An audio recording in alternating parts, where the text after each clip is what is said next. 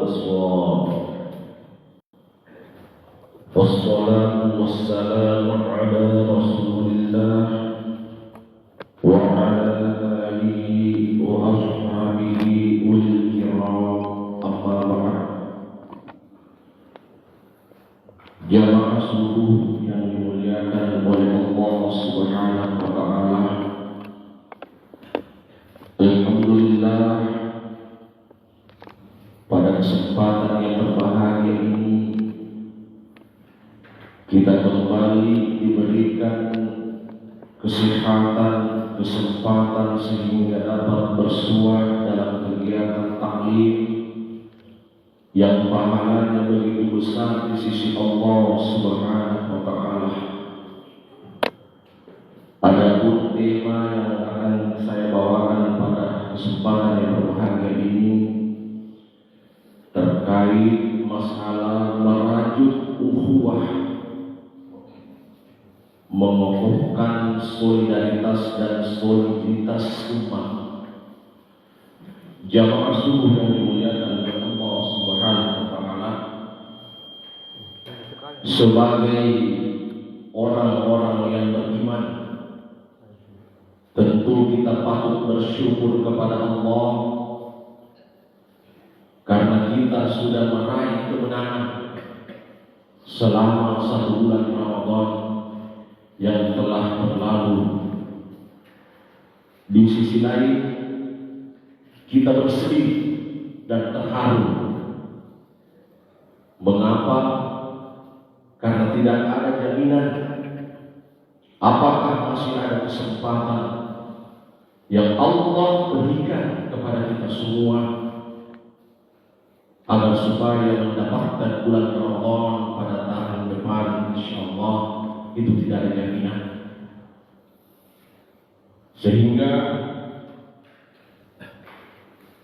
bulan Ramadan mendidik kita bagaimana meningkatkan kapasitas diri,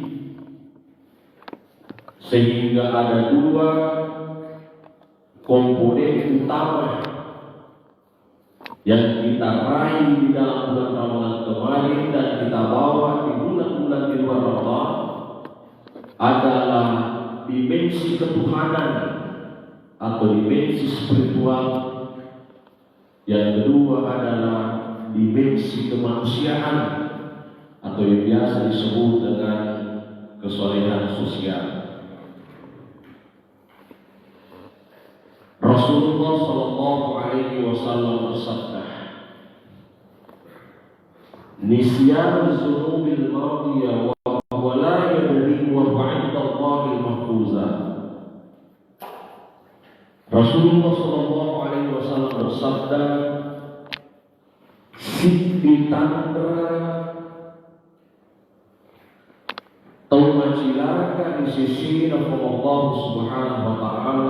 Tanda orang celaka di sisi Allah adalah dia melupakan dosa yang pernah dia lakukan, padahal Allah masih menyimpan catatan-catatan amal keburukannya.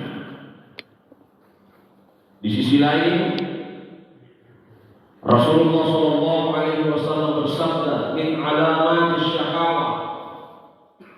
Tanda-tanda orang celaka juga kata Nabi, "Fikrul hasanati wa huwa la yadri aqbilat abudat." Siti tanda orang celaka secerita tolina rampai amalan-amalan dicina, selalu mengungkit-ungkit kebaikannya, padahal kata Nabi, "Aku bilang abuda," padahal kita tidak tahu apakah amalan kita diterima atau ditolak oleh Allah Subhanahu wa ta'ala. Jamaah yang dimuliakan oleh Allah Subhanahu wa ta'ala, kalau kita berbicara tentang solidaritas, berarti itu berbicara tentang persaudaraan. Kita akui bahwa perbedaan itu adalah sunnatullah, kehendak Allah. Namun pada realitasnya kadang-kala perbedaan itu melahirkan konflik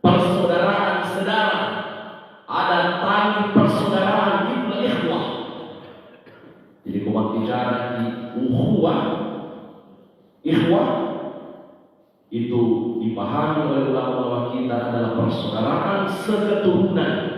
Ada tali persaudaraan, walaupun ada konsep ukhuwah Islamiyah, ukhuwah wataniyah, ukhuwah insaniyah, tetapi pada dasarnya ulama kita memahami yang namanya persaudaraan dalam aspek ukhuwah ikhwah adalah ada tali persaudaraan atau tali keturunan, ada aspek setelah satu. Sementara ikhwah itu adalah persamaan walaupun kita tidak seketurunan, ikhwah. Sama dengan misalnya ayat ini bahwa innal mubadzirina kanu ikhwana syayatin. Sesungguhnya orang-orang boros, mubazir itu orang-orang yang sama perbuatannya dengan syaitan. Jamaah yang dimuliakan oleh Allah Subhanahu wa taala, menarik dalam ayat ini. Kenapa Allah tidak menggunakan kata innamal mu'minuna ikhwan, tetapi Allah menggunakan ikhwatun. Sesungguhnya orang-orang beriman itu bersaudara. Padahal bisa juga ketika dimasukkan innamal mu'minuna ikhwan, sesungguhnya orang-orang beriman itu sama, tidak ada perbedaan. Bersaudara, semuanya bersaudara. Ada ikatan persaudaraan seiman, seakidah dan seagama. Apa jawaban ulama tafsir? Bahwasanya persaudaraan seagama, persaudaraan seiman, persaudaraan sesama muslim, ukhuwah Islamiyah. Karena kalau termasuk pendapat yang Prof. Syihab, ukhuwah Islamiyah itu bukan hanya persaudaraan sesama muslim, tetapi persaudaraan yang dibangun sesuai dengan asas-asas ajaran agama Islam. Kalau itu seleng, dia tak sifat seleng. Kata Nabi, al-muslim man salim al-muslimuna min lisanihi wa yadihi. Muslim itu selamatnya orang lain dari lidahnya, ucapannya dan perbuatannya. Dan itu mereka kumpul selebang, Pak Dirja Bang, Haji Bawang, Ustaz Bawang, kan sering muncul itu kalimat. Kenapa? Karena diri identitas pribadi seorang muslim kadang tidak diimplementasikan dalam kegiatan atau kehidupan sehari-hari. Sehingga apa kata ulama? Bahwa persaudaraan yang dibangun dalam asas agama seiman, kaitannya dengan persaudaraan saudara, persaudaraan seketurunan, senasab, begitu kokoh dan kuat kata ulama. Karena direkatkan oleh dua dimensi, yaitu dimensi agama dan dimensi keturunan. Sebab mengapa jemaah? Realitasnya sekarang kita lihat di tengah-tengah masyarakat, ada orang yang sudah jelas-jelas bersaudara kandung, tapi yang satu miskin, yang satu kaya, yang satu sejahtera, yang satu melarat hidupnya. Kadang-kala yang melarat ini dilupakan oleh saudaranya. Hari muncul di media sosial ada ungkapan di media sosial yang saya lihat, seorang anak bertanya kepada ayahnya, "Ayah, ibu, kapan rumah kita ramai setelah lebaran?" Dia minta bali mulai sulus serta pura malam tahu pelayan pura sakta ini motor keluarga dia kecil-kecil ini adalah sebab apa? Nah, nanti rumah kita besar, nanti rumah kita besar, baru banyak nanti keluarga yang dapat mengenal keluarga. Kita bahwa ternyata kadang-kala persaudaraan kita hanya dibenturkan atau hanya pada dimensi materialistis. Nanti orang mau bersahabat dengan orang itu kalau dia orangnya kaya, punya afiliasi, jejaring sosial dan sebagainya. Nanti orang dihargai kalau dia kaya, padahal ada jelas-jelas saudara kandung, jelas-jelas saudara keluarga, mereka mengabaikan hal itu. Jamaah yang dimuliakan oleh Allah Subhanahu wa taala. Ada 3 macam bentuk persaudaraan sesama muslim. Ini beri kami saya kira-kira kita di posisi mana sebenarnya? Kalau saya mungkin paling bawah, waktu ini menjadi.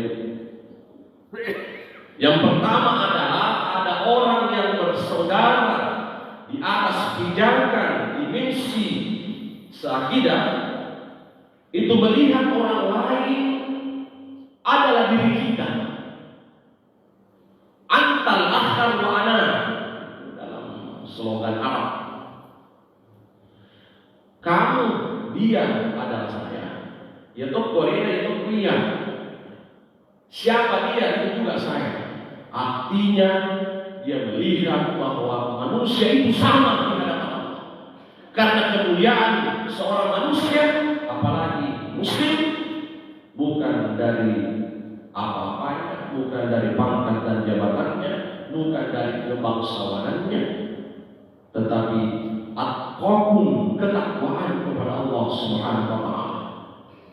Kita semua ini sudah mendapatkan gelar muttaqin. Selesai malam puasa Ramadan, kita dididik dalam pesantren Ramadan ini yang dibuka pendaftaran hanya 1 kali dalam setahun. Lamanya kita di pesantren Ramadan adalah 1 bulan lamanya. Kurikulumnya istiqomah, sabar, ikhlas, al-mujahadah, bersungguh-sungguh. Lalu kemudian ulama mengatakan laisa al-'ilm bi libasil jadid walakin al-'ilm bi ziyadati taqwa, bahwa bukanlah lebaran itu identik dengan baju baru, pakaian yang baru. Walaupun disunnahkan memakai pakaian yang terbaik, wangi-wangian berangkat pergi lebaran, tetapi yang terpenting bi ziyadati taqwa, bertambahnya ketakwaan kepada Allah Subhanahu wa taala. Melihat orang lain adalah Anda. Jadi melihat orang lain adalah kita. Yang terjadi apa sekarang? Kadang-kala kalau kita sudah berbeda, maka kita kadang-kala dianggap bukan lagi saudaranya, apalagi sesama muslim. Wa yuthiruna ala anfusihim walau kana bihim khassasah. Ini yang paling tinggi. Dalam surah Al-Hasyr ayat 9, mereka mementingkan kepentingan orang lain di atas kepentingan dan kebutuhan dirinya. Sering saya ambil contoh, ketika Rasulullah datang kamu, ada Abdurrahman, ada Abu Talha dan beberapa sahabat. Lalu Nabi mengatakan, wahai istriku, adakah makanan untuk tamu kita? Lalu istrinya mengatakan, jangankan ada makanan yang mau dimasak saja tidak ada, ya Rasul. Lalu datang Abu Talha, biar saya ya Rasul yang membawa tamunya Nabi ke rumah saya. Abu Talha ini sahabat yang Masya Allah dalam sejarah Islam yang banyak berkorban demi tegaknya syiar agama Islam ini. Lalu datang Abu Talha, tanya istrinya, wah istriku, adakah makanan untuk tamu-tamunya Nabi?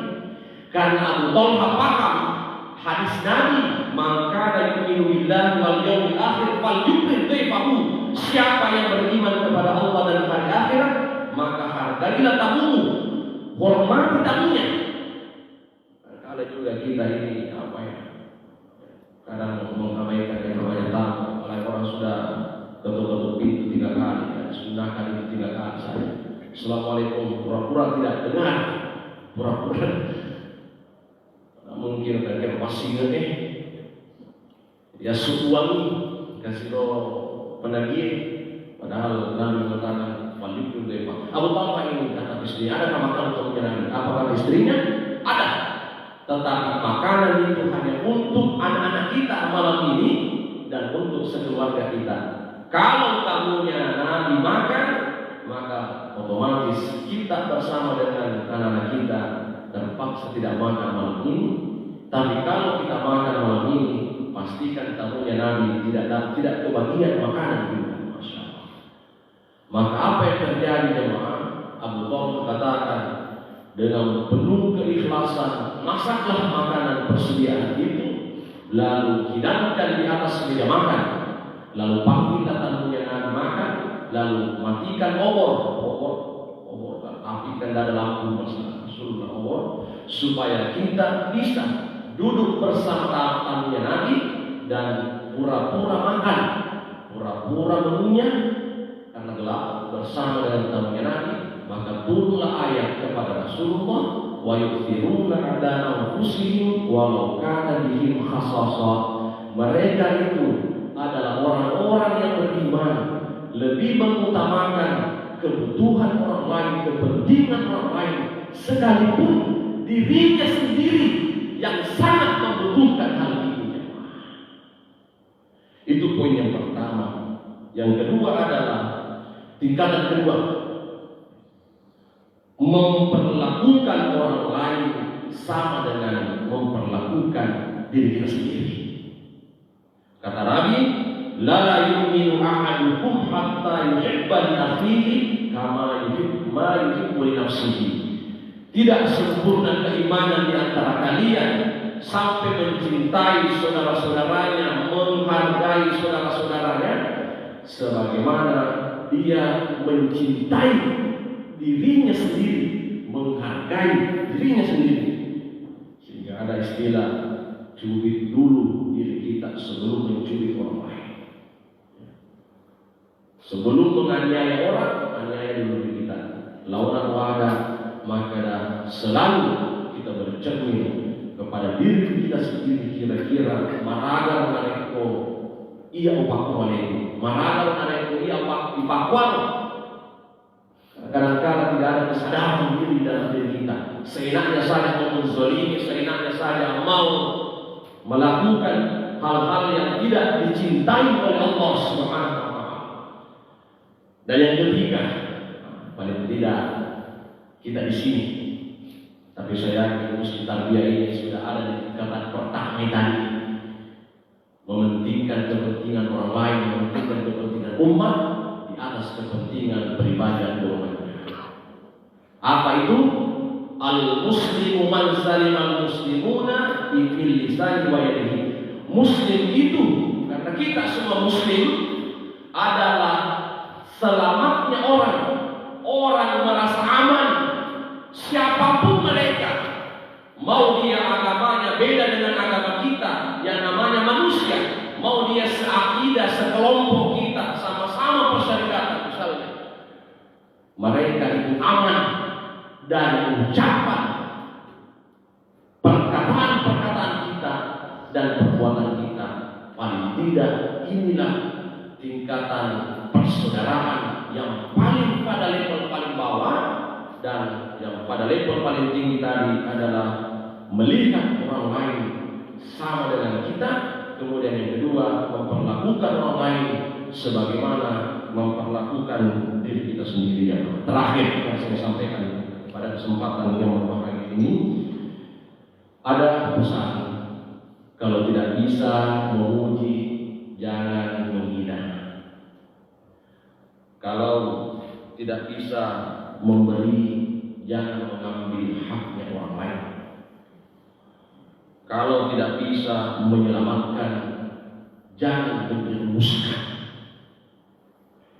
Dalam kehidupan ini jamaah, kadang-kadang ada konflik-konflik. Maka Rasulullah mengatakan, la yahillul muslim ayyakur ahahu fawqa thalathin. Tidak halal bagi orang Islam yang berdiam sama orang atau meninggalkan saudara-saudaranya di atas 3 hari ini.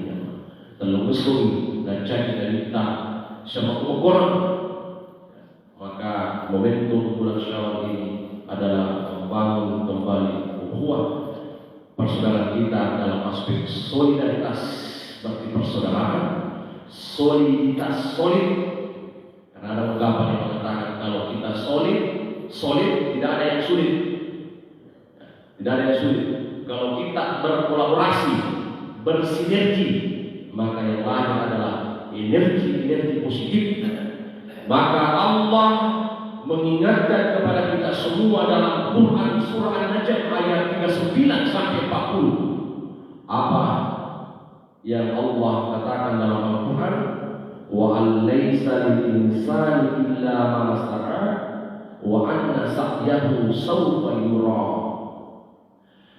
Manusia itu hanya memperoleh apa yang mereka pernah usahakan di dunia ini. Ada pernah karesoan waktu dua kulino, ia makna nolongan semulina pengalaman. Kata makareso ini, akhirnya masuk ikan berusaha, namanya usaha, puasa nama lagi, mengaji, masih kaki.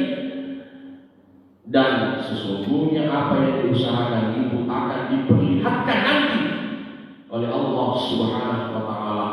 Itulah sebabnya jamaah, kenapa dalam Quran surah Ghafir 46 Allah memberikan contoh Fir'aun. Annaru yu'raduna 'alaiha ghuduwwan wa 'ashiyyan wa taqumu as-sa'ah ala adkhilu ala fir'aun asyaddal 'adab.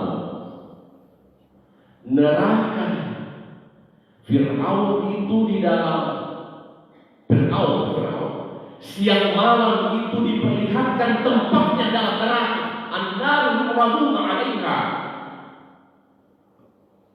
Bayangkan, karena kezalimannya, karena pembangkangannya, bahkan mengaku dirinya Tuhan, ana rabbul a'la, saya Tuhan yang paling tinggi, saya Tuhan paling tinggi. Akhirnya asyaddal azab, dalam akhir ayat ini asyaddal azab, benar-benar Fir'aun akan mendapatkan azab yang sangat pedih nanti hari kemudian. An-naru yu'raduna 'alaiha. Jadi Quran itu mampu, kita sudah bisa merasakan apakah kita orang beruntung atau orang yang celaka.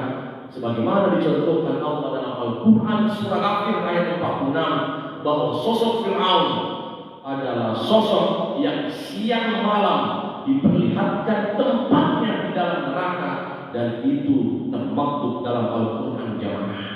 Simpulan ibadah yang kita lakukan jamaah adalah bertolak bertumpu pada at-taqarrub ila Allah. Negara lain jamaah, tumas sembahyang, tumas ngaji, pakawe alim berpengalaman mendekatkan diri kepada Allah Subhanahu wa Ta'ala.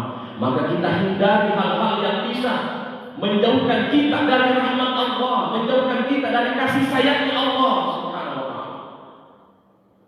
Bukankah Rasulullah mengatakan kalian itu masuk surga bukan karena amalnya, tapi karena rahmat Allah Subhanahu wa Ta'ala. Tetapi untuk pakoni sengi pamase rahmat Allah tentu harus ada amal. Mengapa amal yang buruk dengan kada atau tutup pada masyarakat yang ada tarik cucu nasa tarik dulu lagi dalam masuk banyak ia dah membantu Nabi Allah Subhanahu wa Ta'ala wasilkan surga, dan itulah yang menjadi asbab mendapatkan rahmat ridha dari Allah Subhanahu wa Ta'ala. Intinya jemaah, ibadah wahdah digandeng dengan ibadah sosial. Biasanya kalau memimpin sholat imam mengatakan istawu wa'tadilu sufufakum fa inna taswir sumin iqamati sholat. Sebenarnya bahwa luruskan dan isi saf-saf yang kosong. Agama Islam tidak sampai di situ, tetapi Islam begitu meluas pemaknaannya bahwa jangan cuma saf-safnya sholat diisi, tetapi isi juga kantongnya orang-orang yang miskin, isi kantongnya orang-orang yang sedang lapar. Kita datang ke masjid memakai baju yang terbaik, maka Islam tidak hanya sampai di situ, tetapi sedekahkanlah sebagian hartamu agar mereka yang bajunya sudah lusuh, sudah compang-camping, mereka muslim, datang ke masjid dengan pakaian yang mulia, pakaian yang terbaik. Bayangkan jamaah, puasa Ramadan, ketika ada orang yang bersetubuh di dalam Ramadan di siang hari, maka kafaranya itu dua. Satu, puasa 2 bulan berturut-turut. Kalau tidak bisa, maka memberi makan 60 fakir miskin. Bayangkan jamaah, kekurangan ibadah ritual akan ditutupi dengan ibadah sosial. Bayangkan puasa Ramadan kita, ketika ada orang dibolong puasa Ramadannya karena nafsunya, maka dia mendapatkan hukuman dari Allah. Dua pilihan, apakah 60 hari berturut-turut puasa kafarah atau memberi makan fakir miskin 60 orang. Maka kelengkapan atau kesempurnaan ibadah spiritual kita akan disempurnakan dengan ibadah sosial. Coba buka sejarah Ali bin Abi Thalib.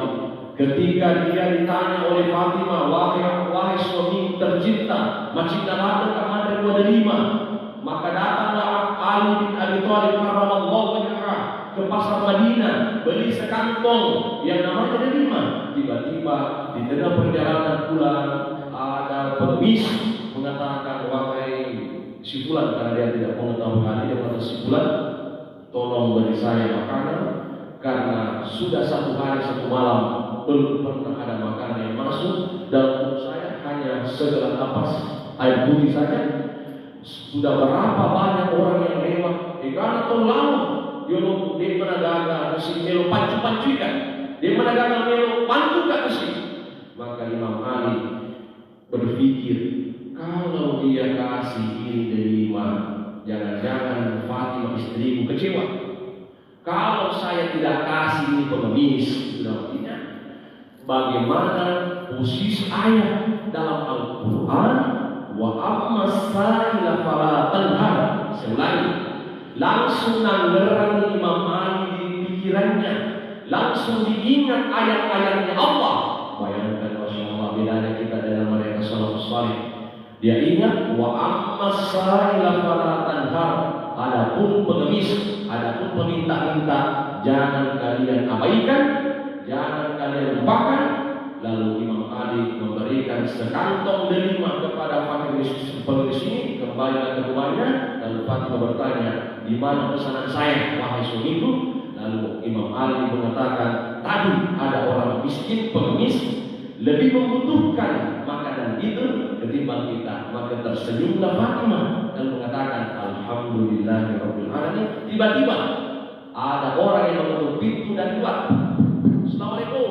Datang sahabat bernama Salman Al-Farisi radhiyallahu anhu membawa sekeranjang buah delima. Tiba-tiba gembira Fatimah, dan inilah makna bahwa apa yang kita perbuat Allah pasti balas lebih. Wa ma anfaqtum min syai'in fa huwa yukhlifu wa huwa khairur raziqin. Bahwa dia adalah orang yang menginfakkan sebagian hartanya, maka Allah akan menggantikan yang lebih banyak lagi, dan Allah sebaik-baik pemberi rezeki. Saya kira demikian yang sempat sampaikan jamaah. Mudah-mudahan ada manfaatnya. Nasrullah wa fathul qarib wa basyiril mu'minin. Assalamualaikum warahmatullahi wabarakatuh.